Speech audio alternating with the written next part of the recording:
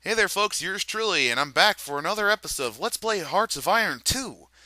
Last time I got the introduction done and, well, insulted the Brazilians by keeping on calling them British. I don't know why, but oh well. Now I'm going to teach you the bare basics of how to play this game, because if you don't know, you're kind of going to get killed. Now, up top, you got your basic resources.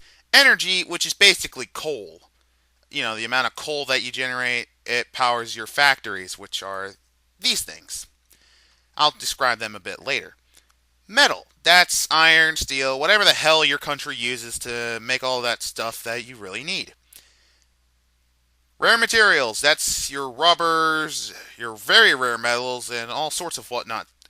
Now, these three combined are what keeps your factories running. If you're running low on this, like for say, see that my energy's in the red, that means I'm losing negative zero.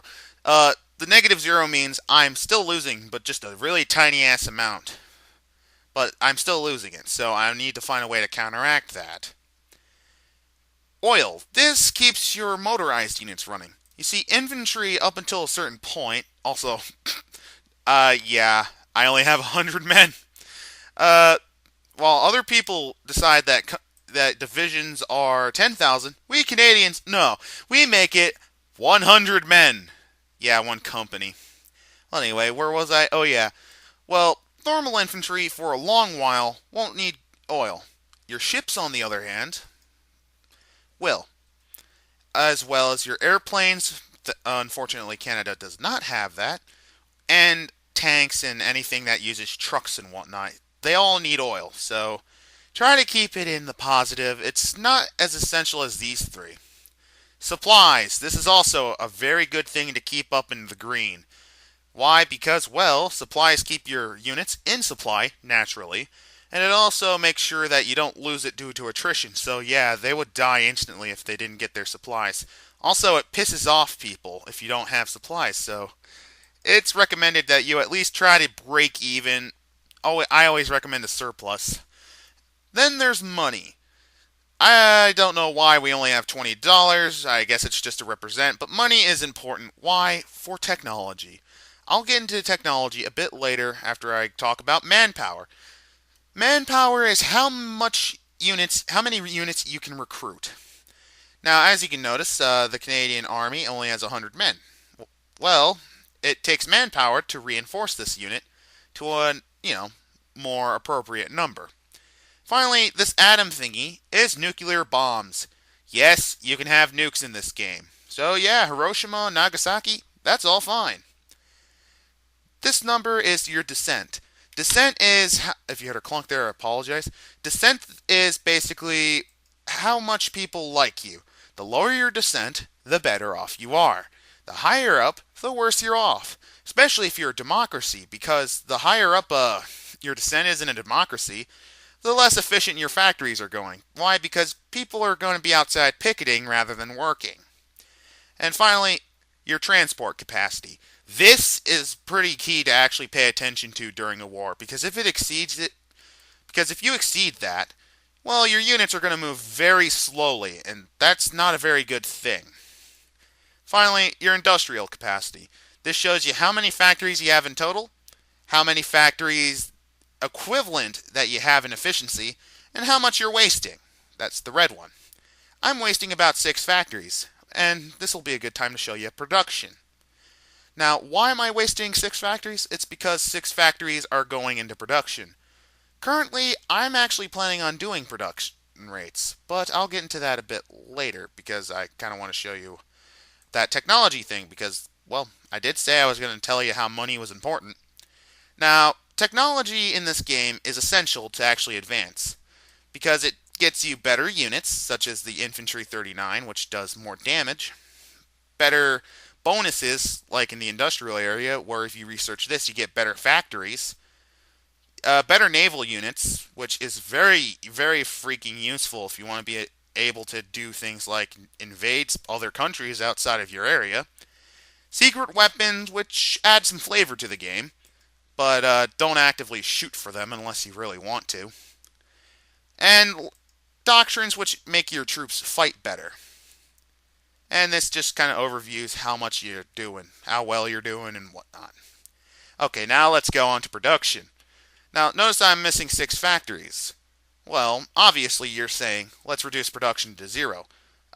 Don't do that right yet. Notice that our units are pretty small, so you can kind of skimp out on supply a bit. Also, I might as well take out the time to actually explain to you what the hell this all means. Consumer goods. Basically, consumer goods is what keeps your populace happy. Produce in excess, you also get monetary value increase, which is important because research wastes money. The higher, the better your units, your research units are, the more money it costs. So, Monsieur Croyle will cost far less than the Enfield Arsenal will.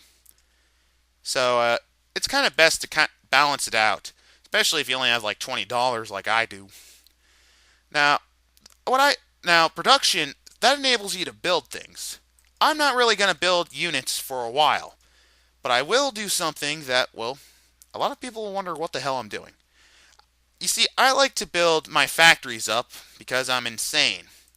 I usually build about 5 there, 5 in the main province I consider it, and 3 in a couple others, like Toronto I'll build 3 in, Windsor I'll build 3 in, and Kingston, why not? 2, just cause. Uh, Might as well build 5 in Montreal.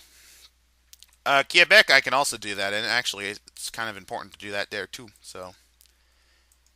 And mine as well. The buttons that you click here, well, they tell you what your production will be building in here. Notice that I'm exceeding the production limit. Well, that means that depending on how much what costs, well, it shows you how much this can be built.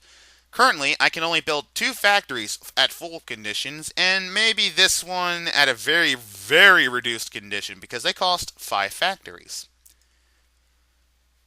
Well, anyway, let's continue building up our areas that I'm going to build up. Let's see. Calgary, if I remember right, is the provincial capital. If not, I'll just build Edmonton up to 3 as well. I don't know which one's more important, so I'm just going to build 5 here and probably 3 on Vancouver Island just because I can. If I remember right, Saskatoon's there, so 5. Oh, wait, no, Regina was, but who cares? I'm just kind of going at this to show you. Winnipeg I do remember, so yep. The rest of them can kind of go screw themselves, although I'll build 2 here just cause. And, well, now that we got all this factory going, you'll notice they'll not be able to build more infantry. Well, that's kind of the strategy in this game, at least when you're playing isolated areas like Canada. You see, you're not really in direct threat from anything, be it the Soviets if you decide to be stupid. Actually, let's show you what some of these buttons down here can do because this is kind of an eyesore in my opinion. Terrain map mode, it shows your terrain. This is a forest. It hampers your offensive capabilities while increases your defensive capability. Marshes, slows you down a lot, which is not a very good thing if you're attacking, but it is useful if you're defending.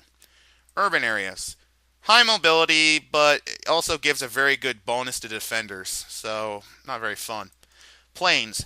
This is probably the best terrain to fight in because there's no real advantage to defenders, but there's a good advantage to the attackers. Desert.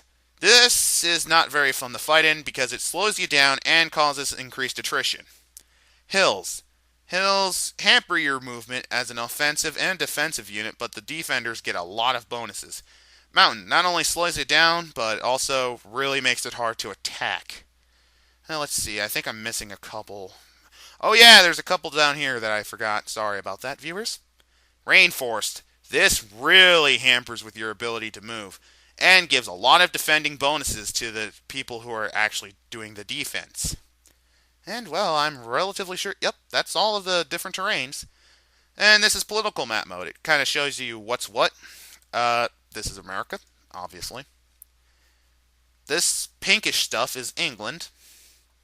Gray is Germany. Hi, Hitler.